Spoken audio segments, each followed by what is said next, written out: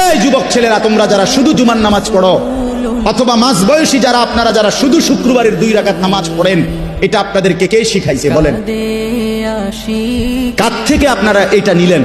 এজন্য যার ফজরের নামাজ কবুল হইছে তাকে আল্লাহ জোহর পড়ার তৌফিক দেয়, যার জোহর কবুল হইছে তারে আল্লাহ আসর পড়ার তৌফিক দেয়, যার আসর কবুল হইছে আল্লাহ তারে মাগরিব পড়ার তৌফিক দেয়, যার মাগরিব কবুল হইছে আল্লাহ তারে এশার নামাজ পড়ার তৌফিক দেয়। তাহলে আমনে চান্দু শুক্রবারের 2 রাকাত নামাজ পড়া আগে দিয়েও ফজর করেন নাই, পরে দিয়েও আসর করেন নাই, মাগরিব করেন নাই, সারা সপ্তাহ নামাজ করেন নাই, আমনের জুমার নামাজের কি দশা আমনে বুঝেন? হ্যাঁ, কে বলছে বলেন? কোন আলেমে দ্বীন কোনদিন আপনাদেরকে বলছে যে এক মুসলমানের জন্য নামাজ শুধু শুক্রবারে? কথা বলেন না কেন? তাহলে এটা আপনারা কোত্থেকে নিলেন? কিভাবে নিলেন আপনারা? মসজিদগুলো দোতলা হয়, শুক্রবারে জায়গা হয় না। মসজিদ ভাঙ্গা নতুন মসজিদ হয়, জুমার নামাজে জায়গা হয় না। মসজিদ কি শুধু জুমার নামাজের জন্য না 5 ওয়াক্ত নামাজের জন্য?